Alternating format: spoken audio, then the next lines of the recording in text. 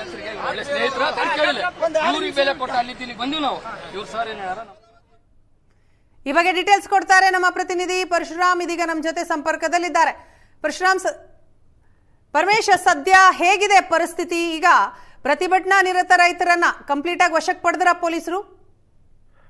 S ಬಿಡ ಅಂತಂದ್ರೆ ಈಗಾಗಲೇ ಸುಮಾರು 40ಕ್ಕೂ ಹೆಚ್ಚು ರೈತರನ್ನ ರಾಷ್ಟ್ರೀಯ ಹೆದ್ದಾರಿ ಬಂದ್ ಮಾಡಿ ಸುವರ್ಣಸೌಧಕ್ಕೆ ಮುತ್ತಿಗೆ ಹಾಕಂತ ಹೋದಂತ ಸಂದರ್ಭದಲ್ಲಿ 40ಕ್ಕೂ ಹೆಚ್ಚು ರೈತರನ್ನ ಸದ್ಯ ವಶ ಪಡೆದುಕೊಂಡಿರುವಂತದ್ದು.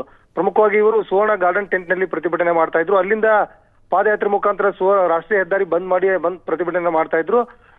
ಅವರು ಏನಂತಂದ್ರೆ ಸುಮಾರು 40ಕ್ಕೂ ಹೆಚ್ಚು ಪ್ರತಿಭಟನಾಕಾರರು ಸುವರ್ಣಸೌಧಕ್ಕೆ ಮುತ್ತಿಗೆ ಹಾಕ್ಲಿಕ್ಕೆ ಒಳಗಡೆ ಹೋಗ್ಲಿಕ್ಕೆ ಪ್ರಯತ್ನ ಮಾಡಿದ ಸಂದರ್ಭದಲ್ಲಿ ಪೊಲೀಸರ ನಡುವೆ